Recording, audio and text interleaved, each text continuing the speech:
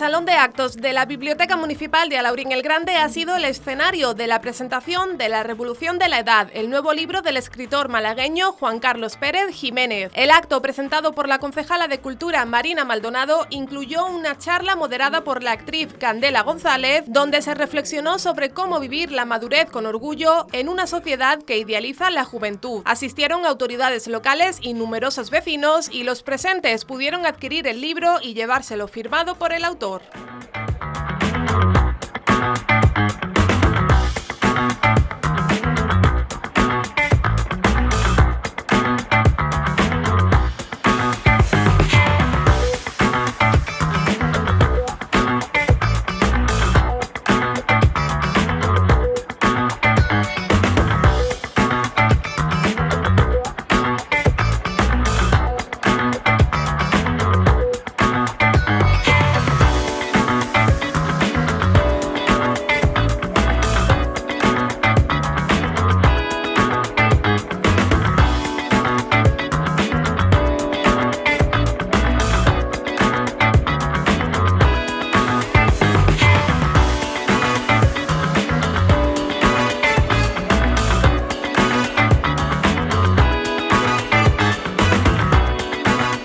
Bueno, Juan Carlos Pérez, autor de La Revolución de la Edad, cuéntanos qué es lo que te motivó a escribir esta obra y qué mensaje principal esperas transmitir a los lectores.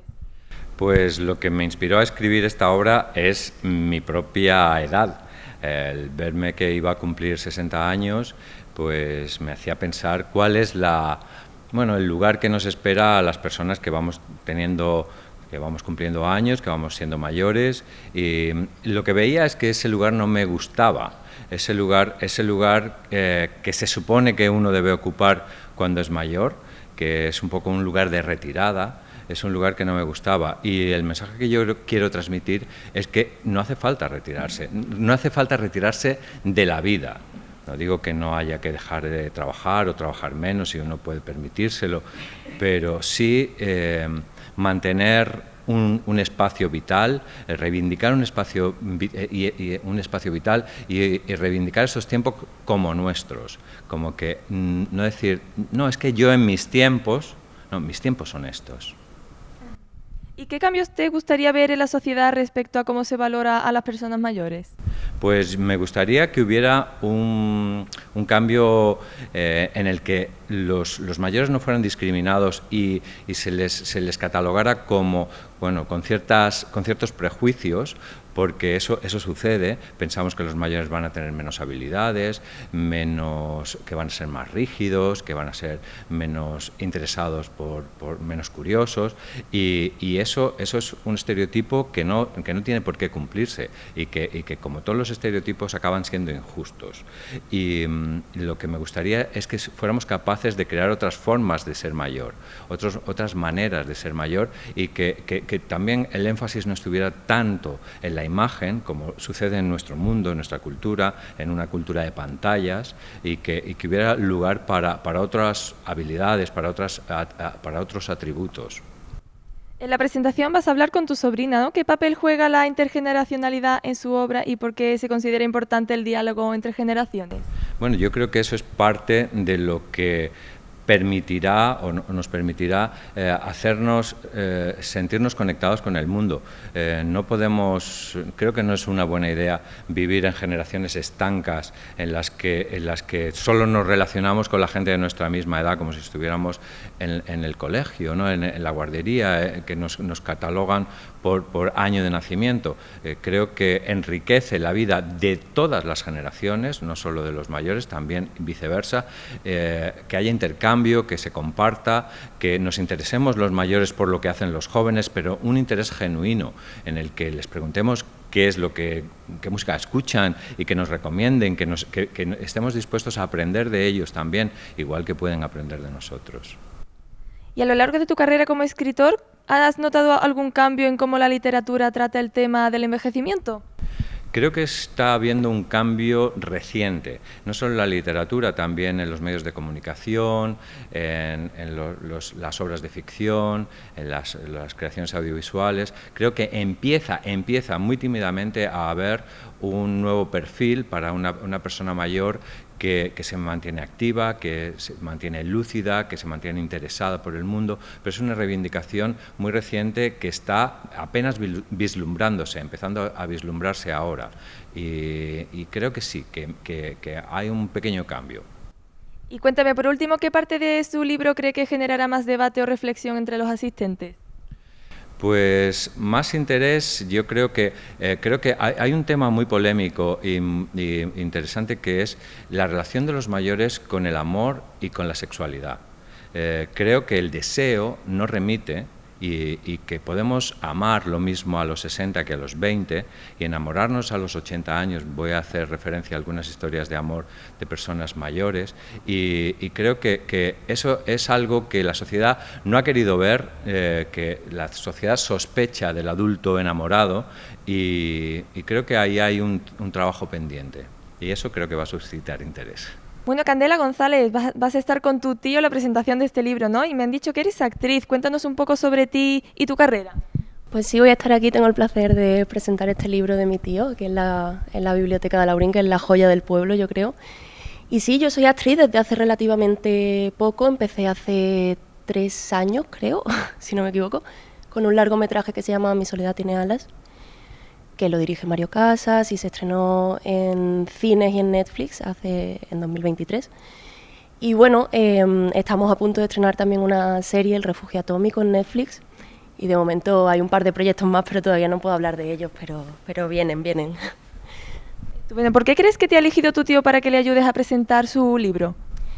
Bueno, yo creo que porque siempre estoy bastante atenta, gracias a él, a que me involucra, a todo lo que él va haciendo. Y escribe libros desde hace muchos años. Yo empecé a leerlos muy jovencita y tengo la suerte de que cuando tiene el documento final me los pasa y puedo leerlos y podemos tener ese intercambio. Además, yo estudié comunicación audiovisual, él se ha dedicado a la comunicación durante mucho tiempo, entonces tenemos como este punto fuerte en común y más intereses como la literatura, la sociología. Entonces creo que bueno, nos hacía ilusión presentar esto en nuestro pueblo, que al final nos fuimos los dos hace mucho tiempo, y poder volver a hablar un poco de lo que hacemos fuera es muy bonito y es una súper oportunidad, la verdad. Qué bien. ¿Y cómo ha sido la preparación para la conversación intergeneracional que vas a tener con tu tío durante la presentación? Pues ha sido literalmente una conversación, porque nos hemos dedicado a beber café y a hablar sobre su libro. Yo lo he leído varias veces, he tenido... Bueno, escuchar a Carlos siempre es un placer, porque es un gran profesional, además es profesor de universidad. Quiero decir que la intergeneracionalidad él también la tiene muy interiorizada, porque está con gente joven todo el día y eso se nota. Y tiene una manera muy didáctica de explicar las cosas y de hablar conmigo, y es bastante paciente también, que lo agradezco mucho. Entonces eso, hemos hablado del libro, nos hemos dedicado a conversar sobre él y a darle una perspectiva justo intergeneracional, porque al final nos separan muchos años, pero tenemos más cosas en común de lo que nos separa. ¿Qué crees que el público puede aprender o reflexionar a partir del diálogo que vas a compartir en este acto?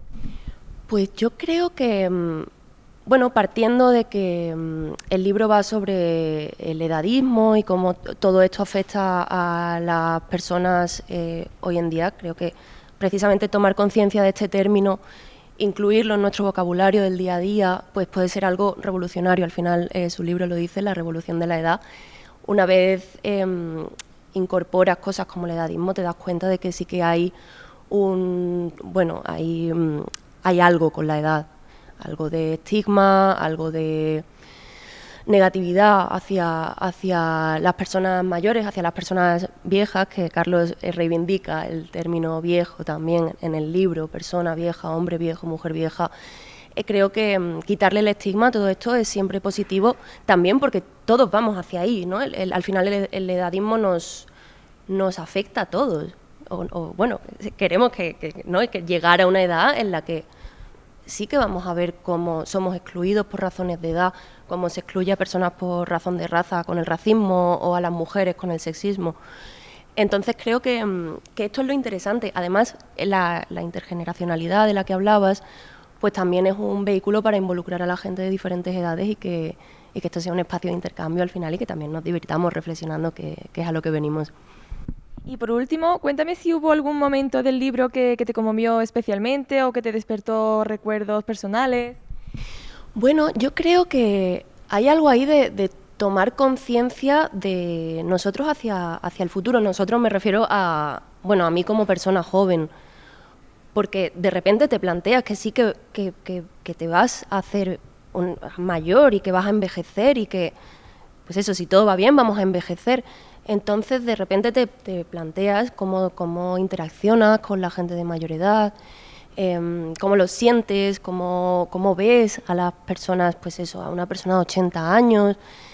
Y creo que es bonita esa reflexión, a mí es a lo que me ha llevado el libro, de entender que al final todos somos como un poco lo mismo, ¿no? Y si todos vamos hacia ello, pues lo más sano a nivel social, creo, y lo más interesante es que podamos como revertir estos comportamientos y hacer que haya un diálogo intergeneracional y al final aprender los unos de los otros, que es lo importante y lo bonito de todo esto. Hoy nos reunimos para compartir literatura, pensamiento y experiencia en torno a un tema tan necesario como inspirador, la resistencia contra el edadismo, un movimiento que nos invita a repensar nuestra forma de ver y vivir la edad. Nos acompañan dos voces extraordinarias. En primer lugar, Candela González, que estudió Comunicación Audiovisual en la Universidad Complutense de Madrid y ha trabajado en producciones en eventos tan destacados como los premios Feroz o FICAL. Su inquietud creativa la llevó a cursar el máster de guión y actualmente cursa el máster de Humanidades en la Universidad Abierta de Cataluña.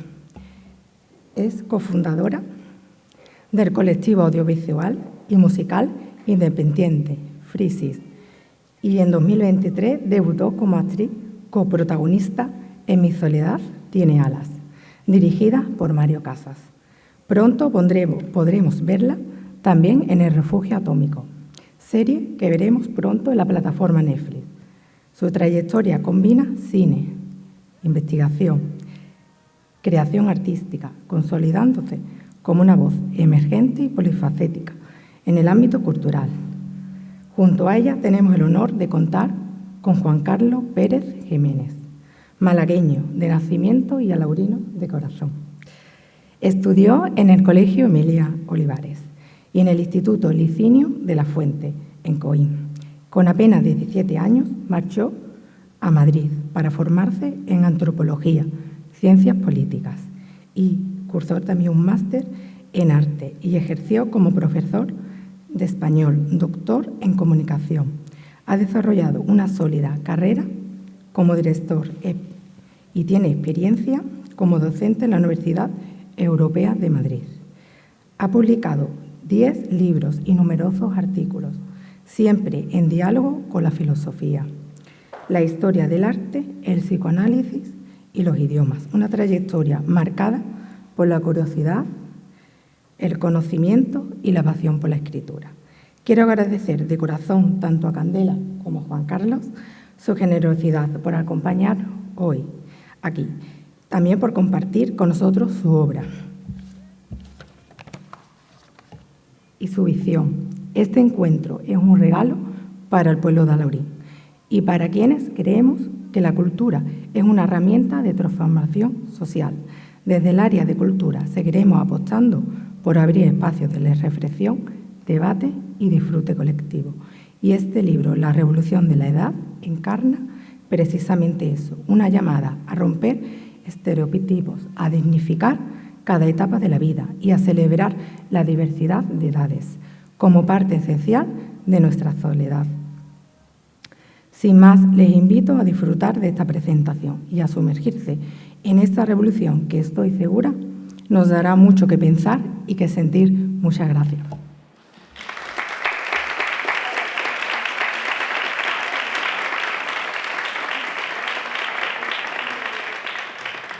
Bueno, muchas gracias por esta presentación tan completa. Lo primero, también gracias al Ayuntamiento por invitarnos, por acogernos y a la biblioteca, que es la joya de Alaurín. Estamos muy contentos de estar aquí. Yo encantada especialmente de estar junto a mi tío, que también ha sido un referente vital desde siempre, porque, bueno, Carlos, tú tienes una formación muy diversa en el mundo de las artes, de las letras, de la sociología, eres escritor, eres profesor, y todo eso es muy inspirador para mí, creo que muchas caras conocidas que veo por aquí, y espero que las que no conozco pues también sea un punto de entrada para la obra de Carlos, que es muy interesante. Carlos, la revolución de la edad, el edadismo. Antes de entrar en materia, porque vamos a mencionar esta palabra, este concepto muchas veces, ¿podrías explicarnos qué es el edadismo, por favor? Sí, lo voy a hacer, pero antes quiero agradecer a todo el mundo, a todos los que habéis venido, porque estoy muy emocionado de ver caras familiares, amigos que hacía mucho tiempo que no veía, y es un placer y un privilegio estar en esta... mi sobrinita, estar en este espacio, compartiendo nuestras inquietudes y nuestros intereses con mi gente, con mi pueblo, con mi familia, y estoy emocionado. Luego tendremos ocasión de seguir charlando, tomando una copa después, y también firmando libros al final del acto, que me lo ha pedido Marcos que lo mencione. Y bueno, entrando en materia, pues el edadismo. El edadismo es algo que hemos descubierto hace muy poco. Es una palabra que ha entrado en el diccionario en 2021, en el diccionario de la Real Academia. Es como si la palabra racismo, machismo u homofobia no hubieran entrado en el diccionario hasta ahora. Cuando algo no se menciona, no tiene nombre, no existe. Pero la palabra se inventó en el año 68, un psiquiatra norteamericano que se llama Robert Butler escribió un libro que trataba sobre esto, porque se llamaba Why Survive, Being Old in America. Porque el título era muy duro, se llamaba ¿Por qué sobrevivir? Si había motivos para sobrevivir. Él era un gerontólogo que se dedicaba a trabajar con gente mayor y veía las condiciones de vida tan duras que tiene mucha gente mayor. Y definió el edadismo, acuñó el término para definir el meter en un estereotipo y discriminar a personas por razón de su edad. Dice que lo mismo que se hace por cuestión de género, de raza o de orientación sexual, eso se producía con las personas en función por razón de su edad. Y eso lleva él lo define como un proceso de deshumanización, de separar a los mayores en otro bloque, en otro grupo, alejarlos de lo que soy yo, están ellos, los otros, y eso es un proceso de deshumanización que tiene consecuencias y contra lo que había que luchar. Creo que es algo de lo que tenemos que ser conscientes, porque además es un proceso introyectado, que lo proyectamos hacia adentro. El edadismo lo sentimos nosotros también. Desde que somos jóvenes hacemos chistes sobre las personas mayores, nos reímos de nosotros mismos cuando vamos cumpliendo años, nos devaluamos, nos depreciamos, y eso se cobra un peaje en nuestra autoestima, en nuestra opinión sobre de lo que somos capaces, y creo que es un proceso que se puede revertir, que se puede frenar, que se puede pensar, por lo menos, ¿no? Para que no tenga esos efectos tan negativos. Creo que se puede ser mayor y tener mucha dignidad, mucha vida, y reivindicarla para nosotros y para las personas que queremos. Ese es un poco el motor del concepto edadismo que está en la esencia de este libro. Y además el edadismo es algo que esperamos que llegar a viejos. Todos queremos hacernos mayores y envejecer. Entonces es algo que nos va a afectar a todos, es lo que dicen, ¿no? Igual que el racismo afecta a millones de personas en el mundo, el machismo y el sexismo afectan a más de la mitad de la población mundial, el edadismo tiene la cualidad de que nos afecta a todos, ¿no? en diferentes etapas de nuestra vida, pero especialmente cuando envejecemos. Carlos, la revolución de la edad, el día que Brad Pitt cumplió 60 años, un título que sin duda es una declaración de intenciones también. Yo quería preguntarte por qué lo consideras una revolución. Al final, una revolución es un cambio socioeconómico, político, profundo, que pretende cambiar algo y que une a la gente, que tiene una causa común. Y entonces te pregunto, ¿por qué consideras que el antiedadismo, en este caso, debería ser una revolución? Y te pregunto quiénes son los rebeldes que participarían de esto. Pues bueno, se da la circunstancia de que en mi generación, los que hemos llegado ahora a los 60 años, los famosos boomers, somos una de las generaciones más numerosas de la historia, si no la más numerosa. La horquilla boomer varía mucho dependiendo del país. En Estados Unidos los boomers son los que nacieron después de la Segunda Guerra Mundial. En España somos los que de los 60 hasta los mediados de los 70 son las generaciones más numerosas. Se llama boomer porque hubo un boom de natalidad, una explosión de la natalidad, y eso ha hecho que las generaciones hayan tenido un peso a la hora de la evolución social. Cuando llegamos a los 20 años, ser joven fue muy, bueno, estuvo de moda. Los boomers pusieron la juventud de moda. Antes, bueno, hay matices, pero la juventud como concepto, como valor de mercado, como categoría sociológica, que no social, empieza a cobrar importancia en los años 60. Y con los boomers americanos, cuando llegan los hippies, los Beatles, Elvis Presley, el rock and roll, esa fue la eclosión de la juventud como concepto de marketing. Y esta generación ha ido marcando un poco el ritmo por su propio peso, el ritmo social en el mundo. Y creo que ahora tenemos la oportunidad, por una simple cuestión demográfica, de favorecer un cambio social necesario, que es este de repensar el lugar que ocupan las personas mayores, el lugar que les damos. Los rebeldes serían estos pioneros que vamos haciéndonos mayores, que tenemos esa posibilidad, pero que creo que debería ser una revolución que se contagiara a todas las generaciones. Porque a todos nos va a implicar, antes o después, si tenemos la suerte de seguir viviendo. Así que creo que es una revolución transversal que nos interesa a todos y que no hay que esperar a tener 60 años para empezar a pensarlo.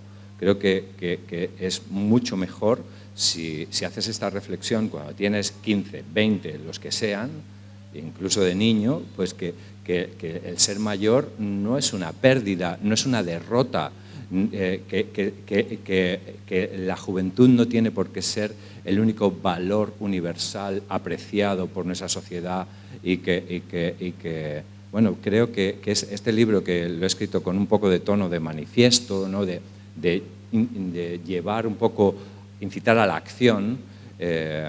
Quizá me he pasado de optimista, porque bueno, también sé que la juventud, el ser mayor tiene sus peajes y tiene sus dificultades. Yo no soy un negacionista, pero creo que de ese discurso ya tenemos mucho y que hacía falta, o por lo menos yo lo he sentido así, yo lo necesitaba, de hacer esta reflexión en un tono un poquito de decir, venga, vamos, se puede, podemos, vamos a hacerlo, vamos a vivir, vamos a reivindicar un buen lugar para nosotros.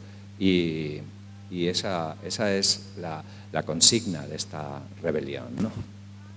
Pues es muy interesante y también muy necesario. Yo no considero personalmente que te hayas pasado de optimista, porque pienso que hay que contrarrestar este discurso tan negativo que hay hacia el ser mayor y que efectivamente nos atañe a todos. Y si tiene una visión, ya sabemos, bueno, o vemos en nuestro entorno, porque tratamos con gente mayor, ya sabemos que hacerse mayor tiene una serie de impedimentos y que se vincula con un deterioro físico, pero arrojar luz es interesante porque no podemos devaluarnos a nosotros mismos. Al final es una etapa de la vida que además cada vez ocupa más tiempo, con una esperanza de vida en España de 85 años, una de las más altas del mundo, por cierto.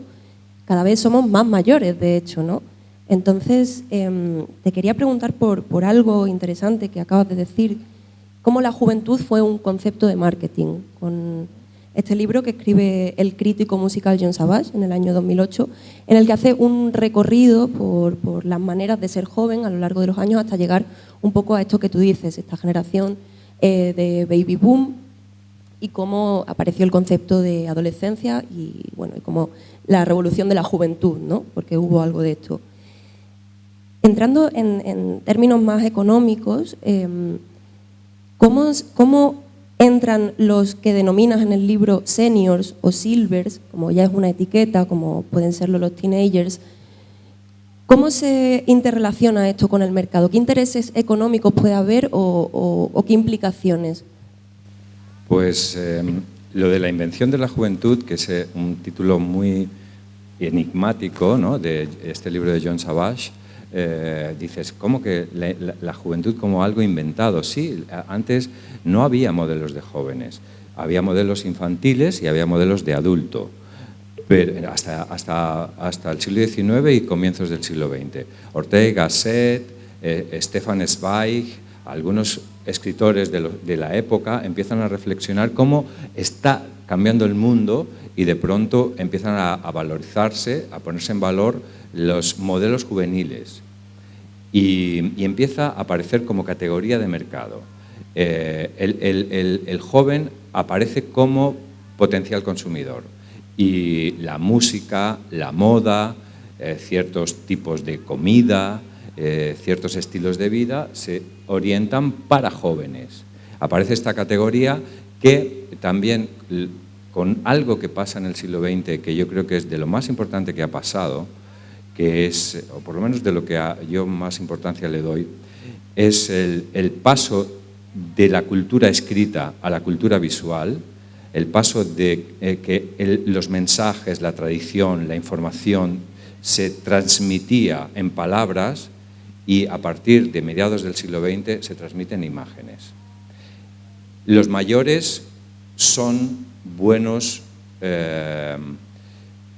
portadores del mensaje escrito, pero los jóvenes son mejores portadores del lenguaje visual, por su aspecto, por su cuerpo, y ahí hubo un giro social que desplazó a los adultos y colocó en el foco del protagonismo social y mediático a los jóvenes. Y todo el que no era joven era peor. Y eso sigue cada vez más. Y eso creo que es contra lo que hay que luchar. Eso es un error. Eso es un error. Cuando Stefan Zweig o Ortega y Gasset reflexionan sobre esto, dice, pero si hasta entonces los jóvenes eran simplemente personas inmaduras, demasiado impulsivos, que no tenían, bueno, pues que tenían una serie de cuestiones por cuajar, ¿no?, por madurar, y de pronto se convierten en los protagonistas, en los modelos a seguir. Pues puede que ahí haya un poco hayamos perdido un poco el norte. Y lo mismo que la juventud empezó a cotizarse como un valor de mercado, con esto que dices de los seniors y los silver, es una categoría de marketing que puede tener algún beneficio al darnos visibilidad. Pues de pronto Tónica Schweppes, o no sé si es otra bebida, hace una campaña que acaba diciendo old is cool, lo viejo mola. Pues bueno, aunque solo sea para venderlos la tónica, pero bienvenido sea escucharlo en la televisión. U otras campañas que ya se empiezan a escuchar y a considerar al abuelo y a la abuela como algo más que eso. como personas activas, con potencial para viajar, para vivir, como sujetos con agencia, ¿no? Con personas que capaces con todos los atributos, entre otras el de consumidor, que es lo que motiva a las empresas, ¿no? Pero aunque solo sea por esa cuestión de interés de mercado, se está dando lugar a una nueva categoría social que es el senior.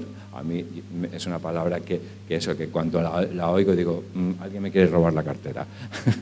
Pero me parece que es mejor que eso esté sucediendo a que no haya pasado.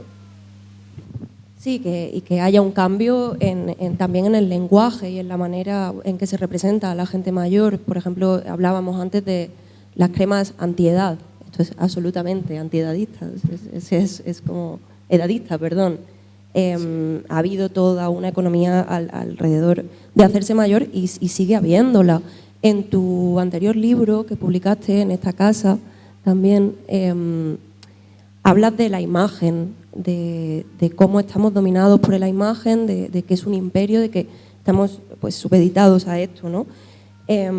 Entonces, claro, cada vez hay más negocio con ello y hay un temor ya no a la enfermedad o a estas cosas, sino al hacerse mayor. Hay un miedo a la arruga. Estamos, de verdad, que existe cierta fobia hacia hacerse mayor. Entonces, Carlos, tú eres profesor en la universidad, das clases a un grupo de enfermeros jóvenes de primero de carrera, si no me equivoco, y hablas de psicología y de comunicación con ellos. En el libro hablas de un concepto que yo personalmente no había escuchado hasta leer el libro, que es la jeragogía. ¿Nos puedes explicar de qué va la jeragogía y cómo se relaciona con todo esto y por qué es necesaria? Claro, porque necesitamos una educación en torno a ser mayor y libros como el tuyo lo facilitan, pero también necesitamos una educación hacia los médicos, no solo social y cultural, sino también de los profesionales de la salud. ¿Nos puedes explicar un poquito más qué significa la jeragogía? Bueno, jeragogía es una palabra que yo me encontré estudiando estos temas, que a mí me gusta mucho la etimología, saber de dónde vienen las palabras, y averigüé que pedagogía, o sea, la ciencia del aprendizaje, tiene la raíz griega paidos, que significa niño. O sea, el aprendizaje entendido como enseñar al niño. Pero ¿qué pasa con el adulto? El adulto ya no aprende. El adulto ya lo ha aprendido todo, ya lo sabe todo. Y la jeragogía, geron quiere decir mayor, anciano, en griego también, y la jeragogía es una disciplina que tiene en cuenta, pues, o que se ocupa de la educación de los mayores. Y yo creo que todos tenemos que aprender. Creo que el aprendizaje y el estudio es algo que nos mantiene vivos. El aprendizaje y el estudio, que no tiene que ser solo el aprendizaje y el estudio de los libros, de la vida, tiene que ser, es más abierto, ¿no? Yo, más que el aprendizaje, podría decir la curiosidad, mantener viva la curiosidad, la bendita curiosidad que dijo Einstein.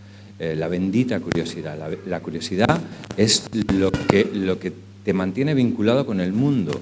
Si te sigue interesando lo que hay al otro lado, estás vivo. Si te sigue interesando lo que pasa, lo nuevo, lo viejo, lo que ya no, lo que surja, creo que eso es la garantía de que estás vivo. El otro día escuchaba una entrevista con Jane Fonda con sus 90 años casi, y le preguntaban, ¿qué has aprendido de la vida? Y decía, como, danos una frase, ¿no? Un titular de ¿qué has aprendido a lo largo de tus 90 años? Pues la tía lo clavó. Dice, pues creo que lo que he aprendido es que es mejor seguir interesado que seguir siendo interesante. Seguir interesado por la vida, que seguir siendo interesante tú, que te interese el mundo. Eso es, decía ella, que era lo que crea su síntesis de su aprendizaje vital. Y eso tiene que ver también con la asignatura que yo enseño, con esta comunicación humanizada para sanitarios. Bueno, los sanitarios, yo cuando me enfrento a mis alumnos, ya les digo que ya me tienen ganado, porque alguien que ha decidido dedicarse al cuidado del otro ya me cae bien, ya, sobre todo con 20 años o con 19 años, que están todos con el selfie y el Instagram mirando su ombligo. Y un sanitario que dice, no, yo me voy a dedicar a cuidar del otro, a ocuparme de sus debilidades, de sus vulnerabilidades, y lo que yo intento es reforzar esa vocación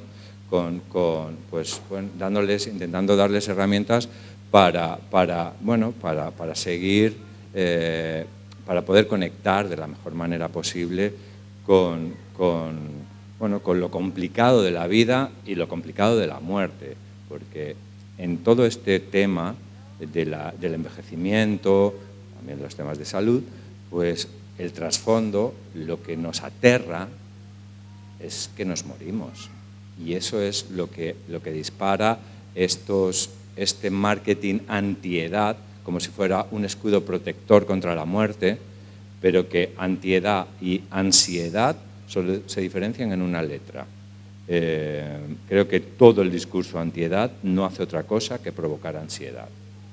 Creo que hay que defenderse de eso, y también empieza a haber campañas y actitudes y, no sé, posiciones en los que vemos a gente que dice, no me hables de antiedad, yo quiero tener mi edad, quiero ser mayor y no quiero parecer lo que no soy. Quiero estar lo mejor posible y vivir sano y tener buen aspecto, pero no quiero no envejecer. Es que, entre otras cosas, es imposible. Sí, hay algo aquí con la negación de la muerte, ¿no? Hay un miedo a la muerte que empapa toda nuestra cultura. No así, hablábamos antes, otro tipo de culturas que sí que tienen más presente las maneras de morir y de envejecer. Por ejemplo, el libro tibetano de los muertos es un libro budista súper famoso que habla del cuidado a las personas enfermas, de cómo las podemos acompañar, teniendo en cuenta que también va a haber un relevo en eso y que todos vamos un poco hacia ahí. Y también habla de la etapa la última etapa de la vida y de cómo, como dices tú también en el libro, que es una expresión que me parece muy interesante y muy bonita, de permanecer en la dinámica del deseo. ¿Cómo podemos permanecer en la dinámica del deseo? Te lo pregunto porque también como joven, como persona joven, perteneciendo a este rango de edad, a veces me doy un poco de bruces con esto. También porque hay una prevalencia de la imagen tremenda y nos desconectamos de nuestros deseos. Quizás desear ser deseado no es la mejor manera de hacerlo. Entonces, me gustaría preguntarte si hay alguna manera, algún atajo para permanecer en la dinámica del deseo. También en el libro dices que una etapa de la vida tampoco se diferencia tanto de otra, lo estábamos hablando, como algo anecdótico. Hace unos días me topé con mis diarios de hace como 13 años o así, una etapa de la vida muy diferente, la adolescencia. Y me sorprendió porque realmente no he cambiado tanto. Y lo pensé. Y luego, leyendo en tu libro que una etapa no se diferencia tanto de la otra, me lleva a pensar, claro, es que realmente estamos como muy marcados por estos rangos de edad que tienen quizás más que ver con el marketing incluso. Y no sé, ¿hay algún consejo que nos puedas dar después de toda la investigación que has hecho y el tiempo que le has dedicado a esto? ¿Cómo podemos permanecer en esa dinámica? ¿Cómo deseamos? Bueno, yo no soy muy bueno dando recetas o consejos, pero sí que puedo decir lo que a mí me funciona. Creo que lo que yo recomiendo o intento es saber quién soy, conocerme yo, como decía el oráculo de Delfos, ¿no? La leyenda. Antes de hacer una pregunta, a la gente que iba al oráculo de Delfos a preguntar lo que fuera, querían saber cuánto viviré, ganará Troya la guerra. La pregunta la recomendación antes de entrar era conócete a ti mismo, noscete ipsum. Y yo creo que eso es lo primero. Y es algo a lo que tampoco nos dedicamos mucho y que no es tan difícil. Es mirar hacia adentro. ¿Yo quién soy? ¿Yo qué quiero? ¿A mí qué me gusta? No qué me ofrece el catálogo, el escaparate de redes sociales, la tele, el mundo, el vecino. ¿Yo quién soy? ¿Yo qué quiero? ¿A mí qué me gusta? ¿A mí qué me hace feliz? Pero mirando hacia adentro, no buscándolo fuera. Yo creo que de ahí nace el deseo. De ahí nace el deseo. Qué interesante, lo intentaré poner en práctica. Vale, Carlos, hablando de intergeneracionalidad, puesto que tú das clases y estás en contacto permanente con tus sobrinos y también con tus alumnos, y tienes amigos además de diferentes edades, y sí que creo que estás en una posición en la que tienes mucho intercambio con gente de diferentes edades, me gustaría hablar de una expresión, tú has mencionado a los boomers, yo quiero hablar de la expresión OK Boomer. No sé si lo habéis escuchado, pero entiendo que sí, es una expresión que surge en el ámbito de Internet y que es una respuesta de la gente joven hacia la gente pues, de vuestra generación, a los boomers. Es algo que a mí me parece como muy agresivo, pero que también dice mucho de cuáles son los espacios de diálogo y la confrontación que hay en ellos.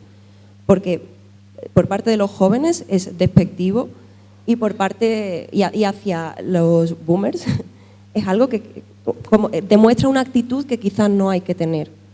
Y yo me pregunto, ¿cómo podemos suavizar este diálogo? ¿Cuáles son los puentes que podemos tender de una generación a la otra sin que haya un enfrentamiento tan profundo y tan desagradable que realmente nos separa mucho? Y no sé, también hablábamos antes de la soledad, de cosas que se relacionan con la gente mayor, y realmente las tasas de soledad en los jóvenes se acercan a un 40% de soledad no deseada.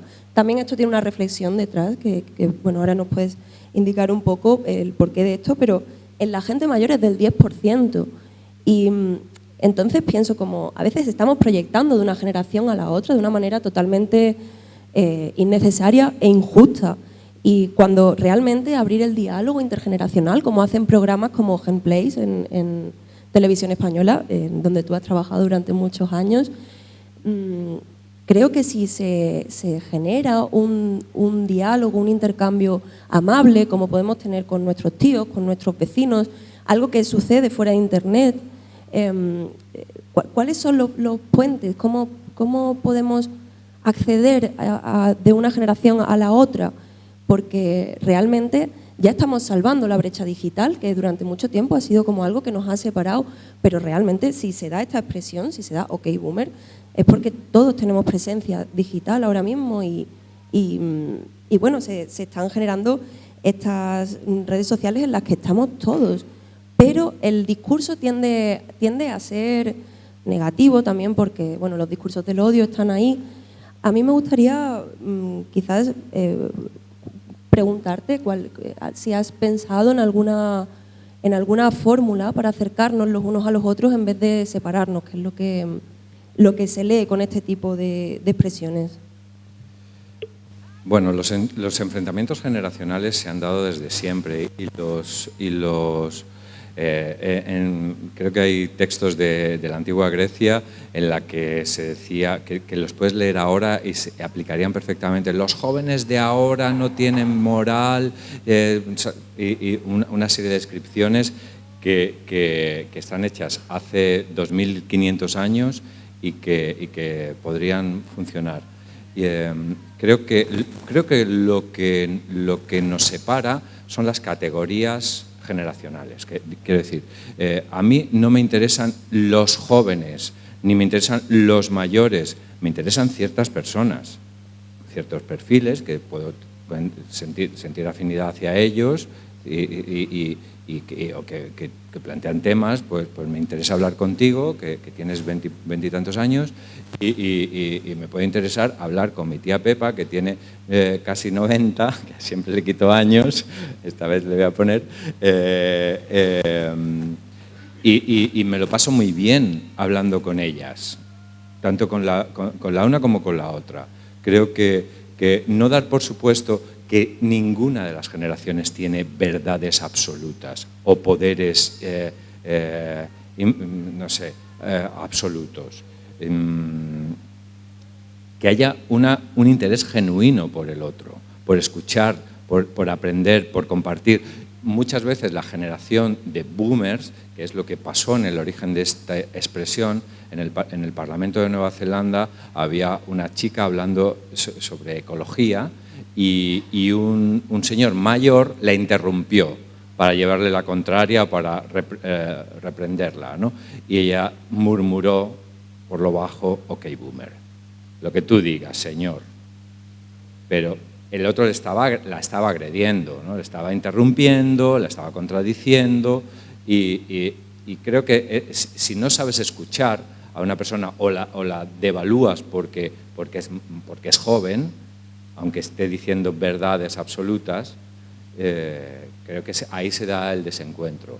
Y creo que, bueno, pues puede haber desencuentro ideológico y yo no me voy a llevar bien con todos los jóvenes ni con todos los mayores. Pero puede haber interés genuino también, por muchos jóvenes y por muchos mayores. Y creo que la clave está en eso, en buscar lo que nos interesa, lo que nos une. Y estoy seguro que hay mucho que nos puede. Cuando yo hablo contigo, con tus primos, es que me apetece saber qué leéis, qué escucháis, qué os mueve o qué os inquieta, qué os preocupa.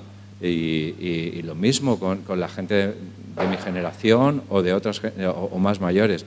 Yo tengo una vecina que tiene 100 años ya, Charito, una mujer fascinante,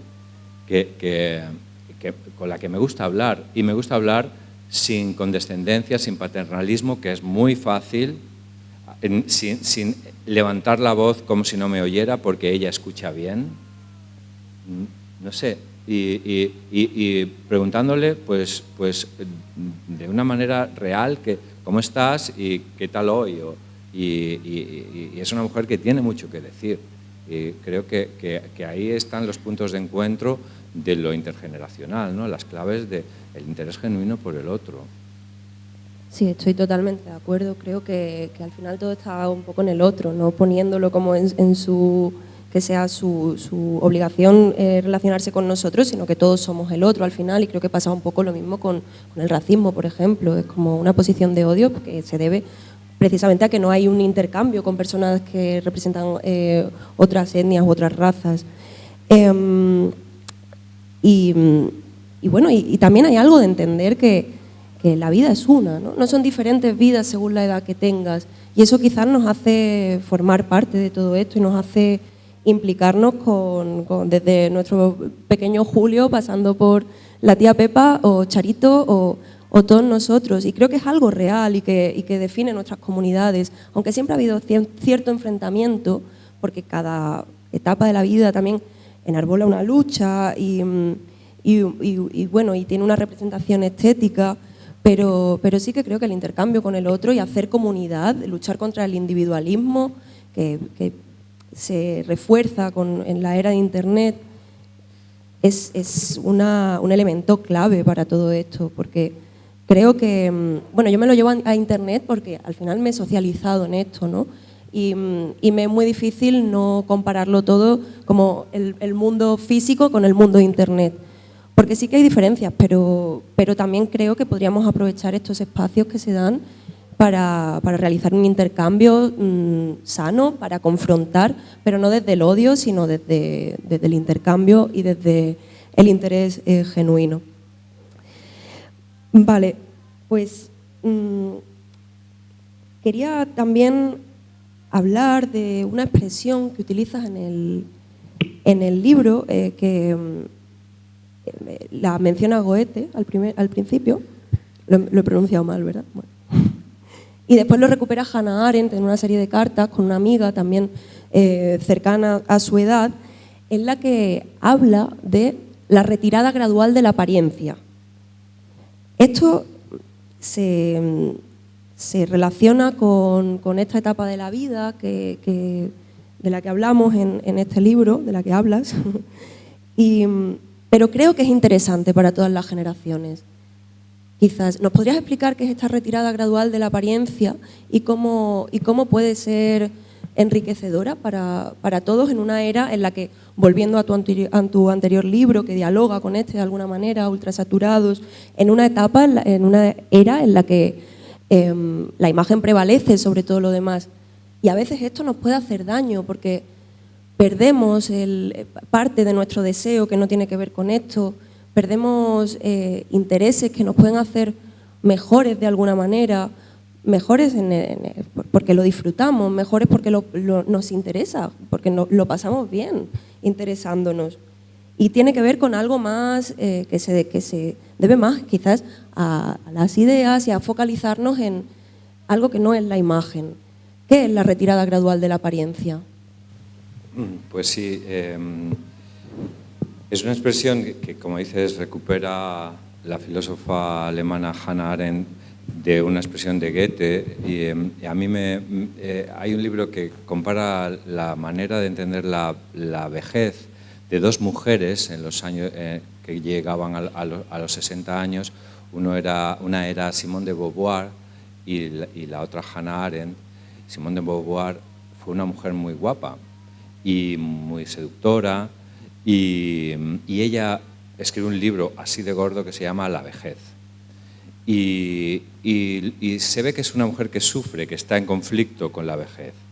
Tenía esa edad, ese libro lo escribió en los años 60. Pues porque decía que no reconocía, se miraba en el espejo y no se reconocía, como que había un desencuentro entre su imagen y su identidad. Y un cierto sufrimiento, como digo. En cambio, Hannah Arendt, que también fue una mujer muy atractiva, a eso no le daba importancia. Dice, en esta etapa de mi vida estoy viviendo lo que llamo una retirada gradual de la apariencia. Pero en el sentido de que se estaba contraponía a esencia a apariencia. Ya no me importa tanto la apariencia, me importa la esencia, me importa lo que hay detrás, lo que hay dentro. Y por eso no lo consideraba como una pérdida.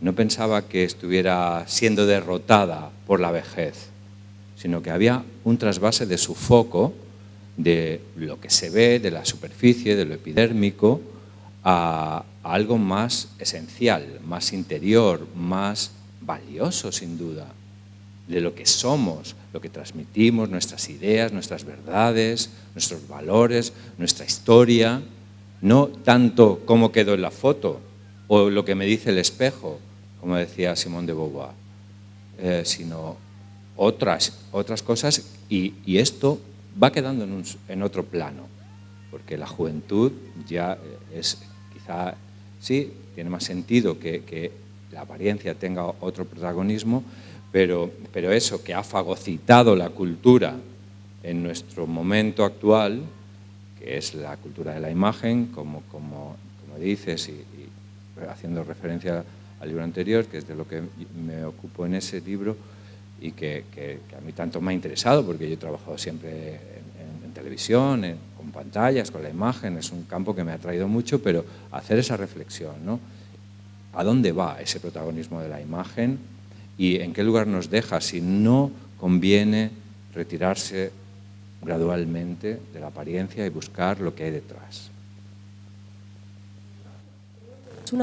Creo que es una tendencia en la que estamos. El otro día leía un artículo del País que decía que los jóvenes somos de la franja de edad que más lee, después de un periodo en el que no ha sido así.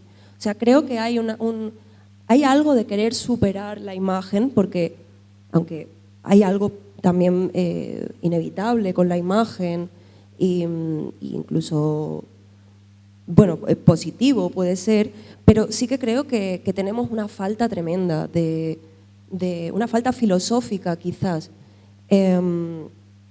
Entonces, yo pienso en esto, ¿no? Como no nos conviene a todos realizar una pequeña retirada de la imagen para quizás tener un poco más de perspectiva sobre lo que somos, en vez de que esto equivalga a una etapa de de la vida donde hay algo de cambio físico. Entiendo que también lo dices en el libro, de mirarse en el espejo y decir, uy, no me reconozco porque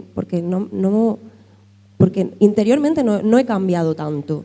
Entonces, quizás si realizamos esta retirada de la apariencia, y lo digo como joven que ha utilizado Instagram y todas las redes sociales desde muy joven, veo también un malestar, bueno, el malestar en las pantallas, ¿no?, pero que tiene que ver mucho con la edad y con la imagen, y con que la imagen predomine sobre todo lo demás. Porque realmente cuando nos desapegamos un poco de esto, sin darle de lado totalmente, por supuesto, sí que puede ser muy enriquecedor, y también tiene algo que nos calma. Puede ser apaciguador también, porque bueno, la imagen no se pierde cuando eres mayor, simplemente cambia, pero todo lo que hay dentro, el mirar hacia adentro que decías antes, es algo que nos puede acompañar durante toda la vida. Entonces, también hay algo ahí tenemos que hacer un pequeño esfuerzo por educar la mirada. Hablas en el libro de Guido Reni, que es un pintor que dedica gran parte de su obra a retratar a personas mayores, a hombres y mujeres viejas, porque tú también en el libro haces quieres apropiarte también de este término, como ha pasado con otros términos, como el término queer dentro del mundo LGTBIQ. ¿Cómo podemos educar la mirada para que la imagen quizás deje de importarnos tanto, entendiendo que también es una cuestión de nuestra era, pero ¿cómo podemos llegar un poco a esto y entender que es un tema como lo de la jeragogía, es un tema educacional y cultural? Bueno, pues está habiendo algunos referentes. La exposición de Guido Reni que dices, es un pintor barroco italiano que tuvo una exposición en el Prado hace un par de años y tenía una sala que se llamaba La belleza de la vejez o algo así, ¿no? Eran cuerpos masculinos, desgraciadamente, exclusivamente. Los santos varones, ¿no?, los profetas, que tienen esta actitud beatífica y en los que se encuentra cierta belleza, ¿no? Los cuerpos como los de Rivera, los mártires, los santos, en los que personas, hombres mayores de 70, 80 años o edades parecidas a estas, representan, bueno, ciertos ideales y hay un atractivo. Y eso, que la historia del arte lo ha referenciado mucho menos en las mujeres, pero ahora empieza a haber modelos, porque estamos en la cultura que estamos, las pantallas tienen el protagonismo que tienen, pero sí que está esa posibilidad de educar la mirada, como dices, y reconciliarnos con otras formas de presentarse. Empieza a haber modelos como Pino Montes de Oca, Camino Villa, otras modelos que tienen el pelo blanco, que se presentan sin tanto maquillaje, sin tantas intervenciones en el cuerpo, y más naturales, y que son personas en las que hay un atractivo y una belleza que tenemos que aprender a ver. Porque hasta ahora era, no, tiñete las canas porque, maquíllate porque, intenta no aparentar la edad que tienes porque, ¿no? Y creo que se puede uno reconciliar con eso y que es un ejercicio colectivo y que bueno, pues va a requerir mucho esfuerzo porque lo otro es tan fácil y creo que no estamos avanzando, creo que vamos alejándonos cada vez más. Pero eso no puede hacer que yo no haga esa reflexión. Yo la hago, aunque creo que voy perdiendo claramente en mi intento por convencer de lo contrario, ¿no? Pero porque cada vez hay más intervenciones de gente más joven que a los 25 quiere parecer que tiene 20, ¿no? Y es que estamos locos. Sí, a los 20 que vamos a querer tener 15 y a los 15 días. Sí, hay cosmética infantil. Sí, hay skincare infantil. De hecho, Esto es algo que choca muchísimo, como, no sé, trasladar a los niños toda esta preocupación por la antiedad, porque al final la cosmética se centra mucho desde siempre en el antienvejecimiento, que también es una expresión dolorosa. Pero sí que me interesa esto que dices, que hay cierta responsabilidad, y aquí puede que esté lo revolucionario, en mostrarse, reconocerse, por ejemplo, dejarse las canas, que parece un acto de rebeldía o de valentía en la sociedad en la que estamos.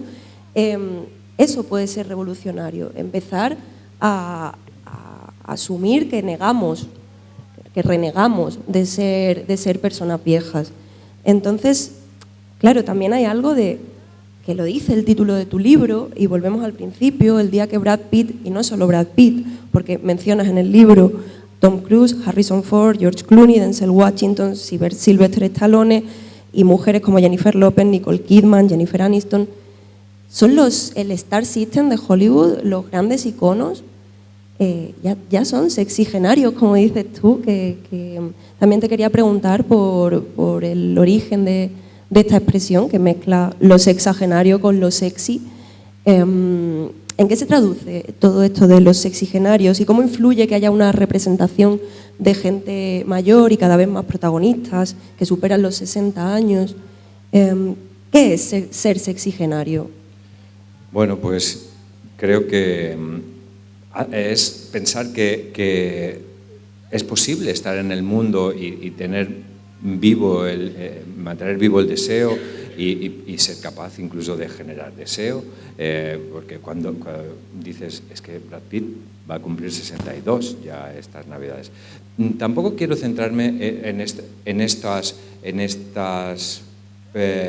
iconos que están por encima del bien y del mal, ¿no? Que no son personas de a pie, pero es evidente que tienen una influencia social por ser tan reconocidos mediáticamente, mundialmente. Pero creo que el mensaje es que puedes tener esa edad y seguir activo, seguir atractivo y seguir en el mundo, ¿no? Creo que esta generación está marcando ese giro y es lo que me llevó a ponerlo en el subtítulo del libro, ¿no? También porque pensaba que iba a ser un gancho comercial. ¿Por qué negarlo? pero sí, creo que hay una generación de actores y actrices que están revirtiendo la idea que teníamos de que era una persona de 60 o 70 años y nos está sorprendiendo, quizá no tanto para llegar a decir lo que decía ayer Xi Jinping a Putin, un hombre de 70 años es un bebé, decía, pero no creo que estemos en eso, pero no sé qué sabrán ellos que nosotros no sabemos. Miedo me da. Probablemente algunas cosas que den un poco de miedo. Sí. Pues es interesante esto que dices, que no son gente de a pie, estos famosos de Hollywood, porque sí que también hay un tema de clase en el envejecimiento, hay un tema material, por supuesto, que no podemos obviar, porque es algo que nos preocupa profundamente también con la pirámide de la población invertida. ¿Hacia dónde vamos? Cuando los que coticemos seamos pocos y los pensionistas sean muchos, ¿qué va a pasar con esto? Hablábamos hay casos estremecedores como el de las mujeres en Corea del Sur, que son personas que superan los 80 años y tienen la tasa de pobreza más grande y hay un grupo de mujeres que son vendedoras ambulantes que están obligadas a tomar decisiones radicales y, como digo, estremecedoras, porque incluso llegan a ser trabajadoras sexuales a esa edad, porque hay una tasa de precariedad y de pobreza en la gente mayor que nos sorprende y que pensamos que va a más. No sé cuáles son las propuestas que hay sobre la mesa a nivel político ahora, pero desde luego tiene que haberlas, porque es que si no el sistema no lo vamos a poder sostener. Entonces, también aquí tiene que haber una revolución de los cuidados, de la que se habla tanto últimamente, que puede pasar también por modelos alternativos, por ejemplo, de co-living o cosas que hemos hablado, pero por supuesto pasa primero por la defensa de una sanidad pública, ante todo, que pueda hacerse cargo de los mayores que ya no cotizan y que son pensionistas. ¿Qué modelos aparecen de alternativas, de cuidados? Yo escucho a veces iba a decir mis mayores, no, perdón, hablar de co-living, por ejemplo, de modelos alternativos en los que quizás diferentes personas mayores pueden convivir en una casa y asumir los cuidados entre todos. Que estos cuidados deberían ser asumidos por lo público, no por lo privado, pero me gustaría preguntarte si nos puedes hablar un poco más sobre esto, sobre modelos alternativos, sobre modelos también prácticos y aplicables que puedan amparar a las personas mayores.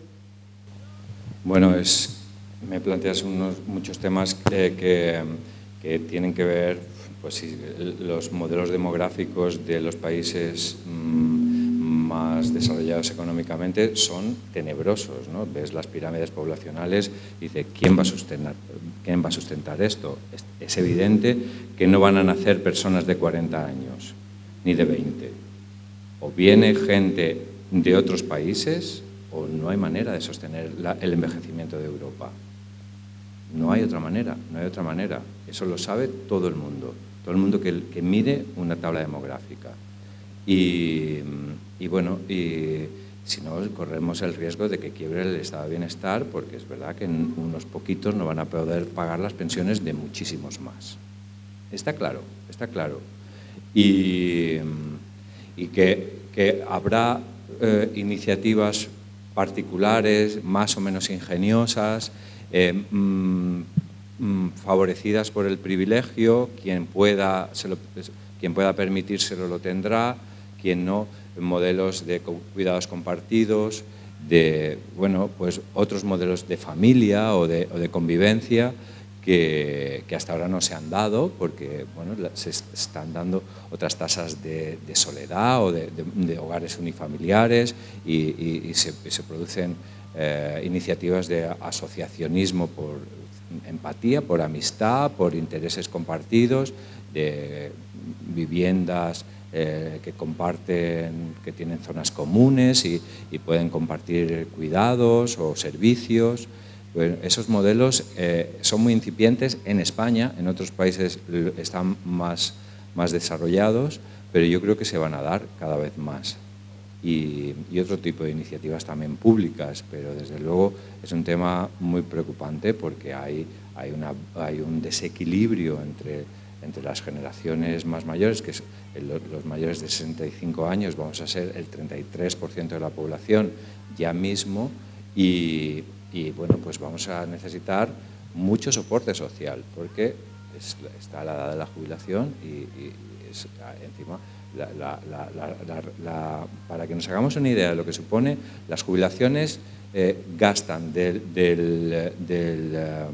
presupuesto del Estado lo mismo que se ingresa por turismo en España.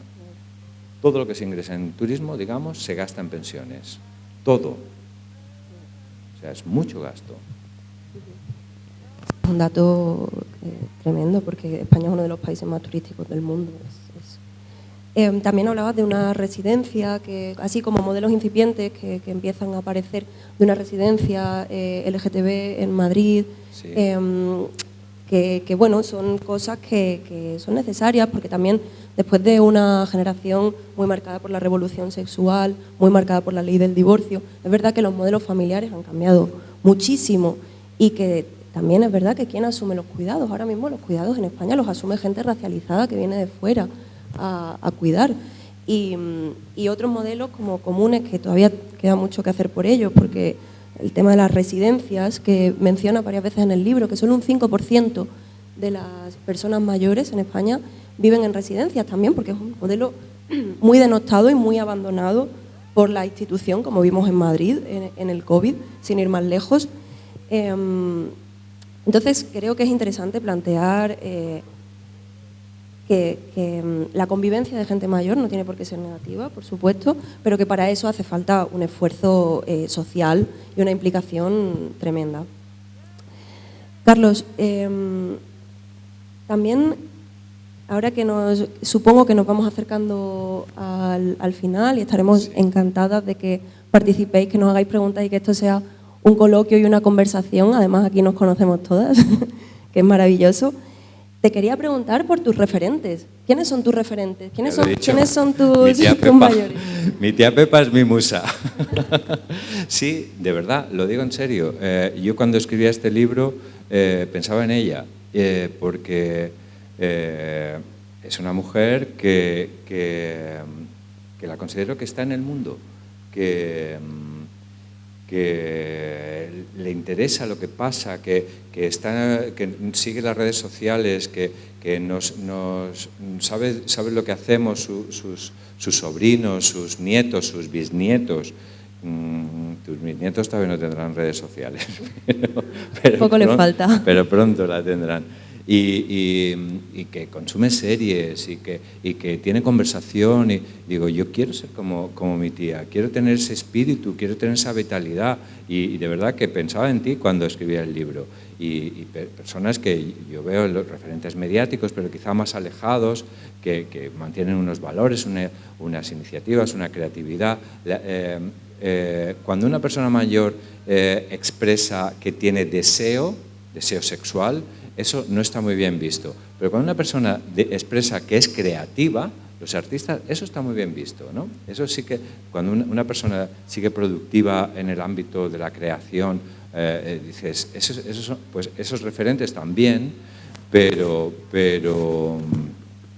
no sé, hoy ha muerto Giorgio Armani, que ha estado trabajando hasta pasados los 90, sacando colecciones, y dices, pero mira que, no sé, qué fuerza de la naturaleza, ¿no? Que un hombre que sigue ahí creando, es verdad que vuelven a ser referentes desde la élite, y por eso me gusta más llevarlo a mi vecina Charito y a mi tía, que tienen más que ver conmigo, con mi vida, con nuestras vidas, ¿no? Pero esos son mis referentes. Pues unos maravillosos referentes, la verdad. La tía Pepa siempre ha sido... Pues eso, a mí me sorprendía, porque hay una dificultad en lo digital hacia la gente mayor que cada vez se aminora, pero es revolucionario también confrontarse y atreverse a ocupar esos espacios y a estar en ellos de manera activa. Y es verdad que alejarnos de referentes como Giorgio Armani, aunque no sabía que había muerto hoy, por cierto, está bien aterrizarlo y mirar a nuestro entorno, mirar a nuestro alrededor y darnos cuenta de que eso es lo que tenemos que mirar, porque también hay algo de realidad en lo que podemos, con la gente con la que podemos hablar y con la que podemos intercambiar. Volviendo al deseo sexual de la gente mayor, que podemos mencionarlo si quieres, porque hace 2 o 3 años la actriz Petra Martínez hizo un discurso en Los Feroz, una mujer de 80 años, sobre su deseo sexual, sobre su capacidad de desear y sobre su actividad sexual. Y esto generó muchísima polémica positiva, porque no se habla de ello. Y como dices tú, lo que no se menciona no existe. Y pasamos por el deseo sexual, pero es el deseo en general. La gente mayor tiene deseo, no hay que deshumanizarlo, que es lo que dice Ortega y Gasset,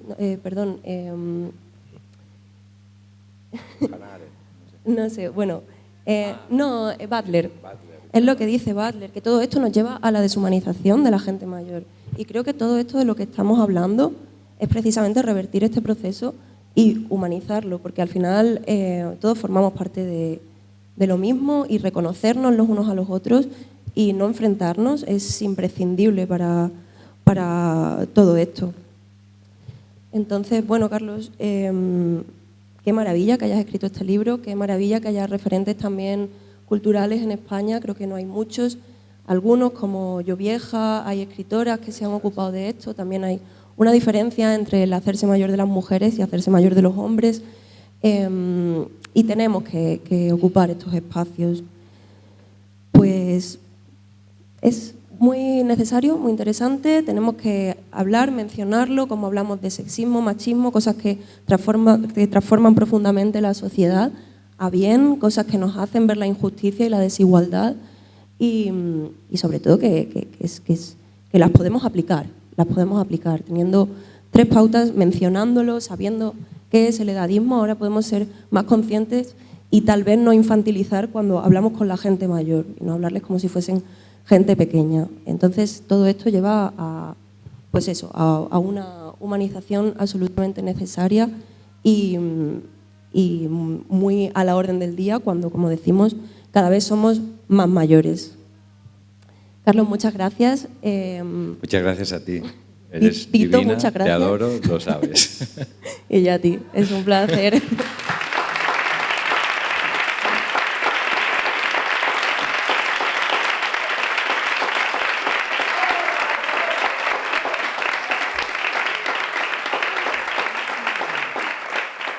Pues aquí estamos para lo que queráis preguntar. Eso es, abrimos turno de preguntas, os animamos, o preguntas o reflexiones, si tenéis algo que aportar, pues perfecto, aquí estamos en familia, o sea que estaremos encantadas. Y qué bonito ver esto lleno, de verdad, es una alegría. Si alguien quiere participar, que levante la mano. Lo primero, gracias por traer este tema. Escuchando las reflexiones, yo siempre pienso que para que uno sepa lo que hay, tiene que ser consciente. Entonces, al escuchar lo que habéis dicho, los testimonios y tal, he sido consciente de que aunque todavía no soy una persona mayor, yo ahora pienso, me estoy haciendo mayor. Voy a algún sitio, no aguanto tanto tiempo de fiesta, es que estoy mayor. Entonces, he sido consciente de que yo también puedo ser víctima del edadismo, de estar con gente y decir a lo mejor al lado mía, te hace falta el tinte, ¿sabes? Y dices tú, bueno, ¿por qué le hace falta el tinte? Si no se los quiere echar, ¿por qué le hace falta el tinte, no? Entonces, al escuchar esta conversación, digo, realmente es más peligroso de lo que pensamos, porque yo ya, entre comillas, me he sentido víctima. Yo he estado 3 días casi, no voy a decir con depresión, pero yo iba a ver a Jennifer López al concierto y he estado 3 días diciendo, ¿qué he hecho con mi vida? ¿Sabes? Como diciendo, si esta mujer tiene 56 años y tiene más de 10 años que yo, ¿cómo baila de esta forma? ¿Cómo se mueve de esta manera? Y te compara y no está bien, porque cada uno tiene que superarse, como he dicho, mirarse y decir en qué puedo mejorar yo sin compararme con otra persona, ¿no? Entonces me ha parecido que me ha hecho consciente de lo peligroso que puede ser. Así que gracias. Interesante.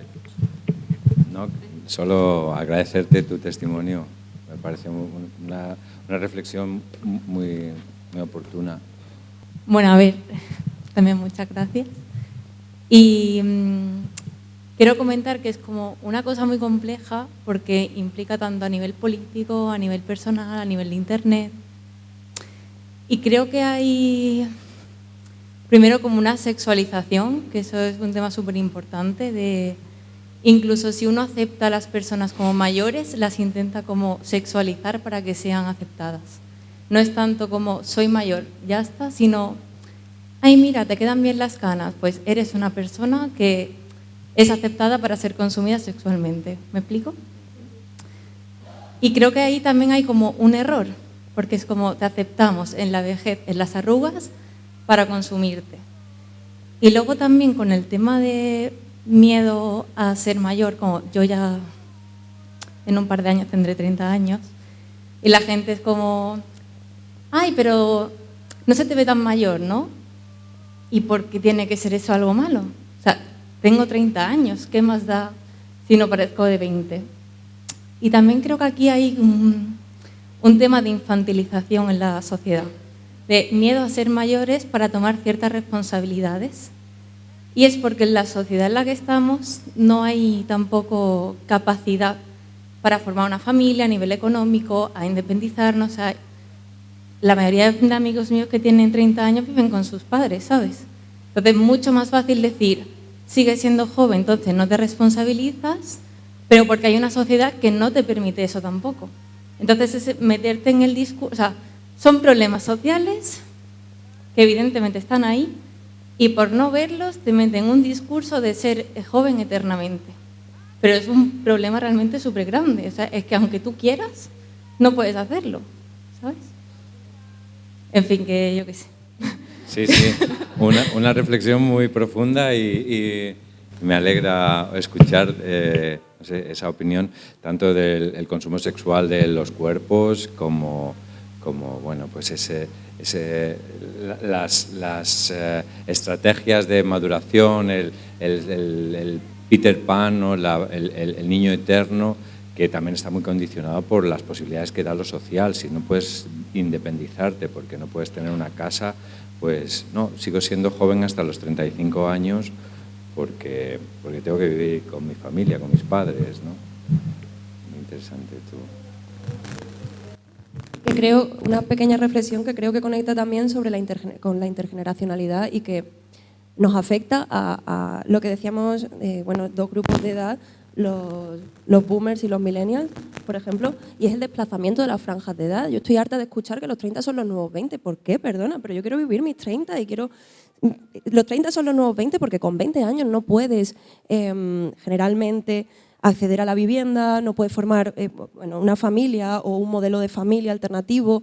Entonces, creo que podemos estar perdidos de igual manera en la edad en la que estamos porque hay un desplazamiento y creo que ahí todavía es más interesante que haya un diálogo sobre cómo habitamos estos nuevos 20 y estos nuevos 50 que pueden ser los 60, ¿no? Entonces me parece que tu reflexión es muy interesante. Gracias. A ver, aquí una cosita que a mí me ha desmoralizado por completo. ¿Qué estáis hablando? ¿Que los que tenemos más de 60 somos boomers, viejos? ¿O qué estáis hablando ustedes? Me parece a mí que estáis confundidos, ¿eh? Si a mí me queda que está trabajando 10 años, pues no me considero ningún viejo.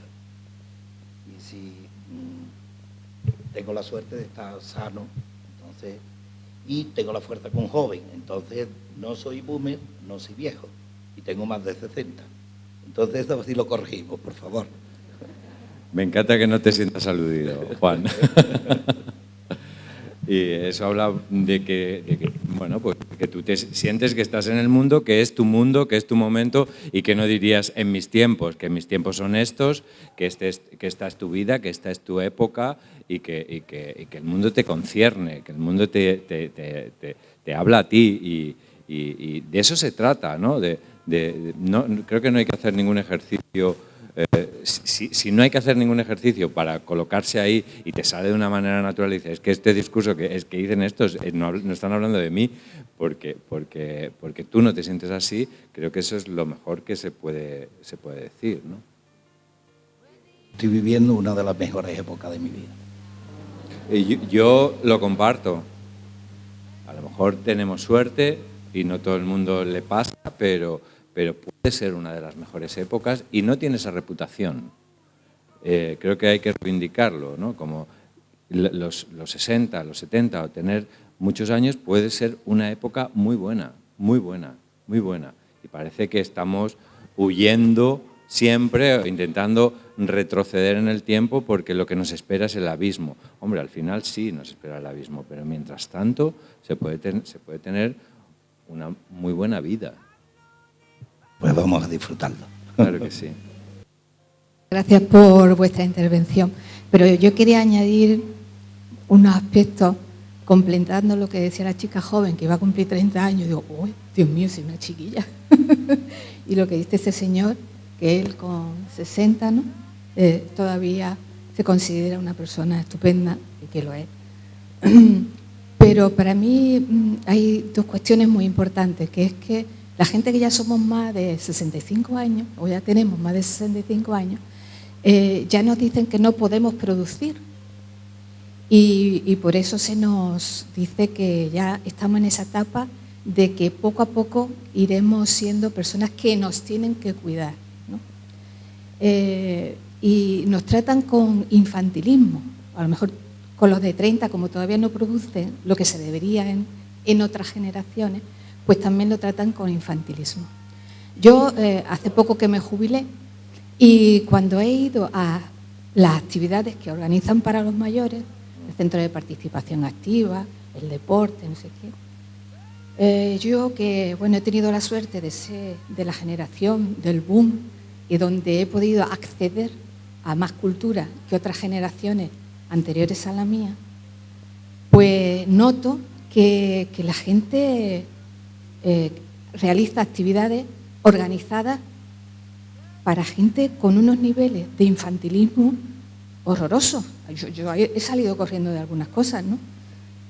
Cuando vas a nadar, por poner un ejemplo, te ponen el churrito y dices, ponte ahí. No te exigen que tú vayas fortaleciendo tu cuerpo y vayas superándote.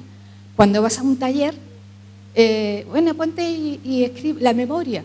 Bueno, cuéntame tu historia. Y te cuenta como si tú estás contando un cuento de un niño pequeño, ¿no? O cuando estás en el gimnasio, exactamente lo mismo, ¿no? Entonces, yo creo que la gente que hemos salido de esta generación podemos aportar que los que están organizando actividades para ya la tercera edad tienen que cambiar el chip y hacer actividades para gente con más nivel. No sé si me estoy explicando, ¿no? Perfectamente. Es que eso es algo que producimos, a lo mejor no, porque recibimos una pensión, pero producimos en otras muchas cosas. Y tenemos intereses en otras muchas cosas. Y tenemos todavía esa curiosidad por aprender. Yo siempre le digo a la gente que más me rodea, apuntaros a la universidad, que está el aula de los más de 55 años y que hay actividades fantásticas. No nos quedemos en casa viendo La Promesa, o vayamos al taller de las castañuelas, o vayamos a la piscina y nos pongamos el churro y a nada. Muchas gracias. Enhorabuena por tu intervención. Creo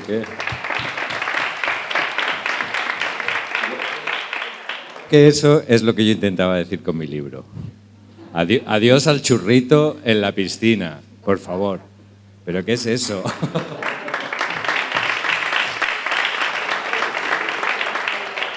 Y creo que sí, que los programadores de las actividades para personas mayores deben cambiar de mentalidad. La hermana de mi marido estaba trabajando en un programa para personas mayores y se salió del programa porque decía, pero ¿cuál es el nivel, el lenguaje que utilizan? Como dices, infantilizando, paternalista, considerando que los adultos, las personas mayores ya no piensan, que son bebés y claro, pues ella se salió porque decía, es que no puedo formar parte de esto porque el discurso es inaceptable, ¿no? Y creo que sí, que hace falta un cambio radical y no poner a colorear a las personas mayores. Bueno, querido Carlos, tengo que darte las gracias por la descripción que has hecho de mí, pero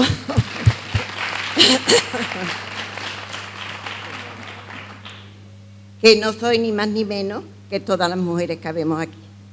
Somos criadas en pueblos, bueno, muchas han tenido acceso a la cultura, a hacer carreras, pero hay una mayoría en el pueblo que han luchado por sus casas, por sus hijos y por llegar a mayores con el mismo sistema de vida, que es lo que yo he hecho siempre. Tener mi mente en que yo tengo que seguir y no mirar hacia atrás, sino seguir adelante y hacer las mismas cosas que he hecho en toda la vida, como cuidar mi casa, mis hijos, ahora con mis nietos, y siempre me gusta mucho leer, porque otra cultura no he podido tener, como le pasa a mi prima Pepi, que nos gusta mucho leer. Nos cambiamos mucho los libros y eso es lo que me ha dado la experiencia de la vida, más que la cultura. Pero otra cosa no he hecho, no tengo otros méritos. Muchas gracias. Para mí tienen muchos méritos. Muchas gracias a ti. Bueno, yo creo que con esta intervención podemos dar por cerrada el acto. Seguimos, estará Marcos vendiendo ejemplares aquí fuera y os los firmo encantados si queréis. Y luego vamos a tomar algo en el Bar Rosa, aquí al lado. Así que estáis invitados a tomar una cervecita.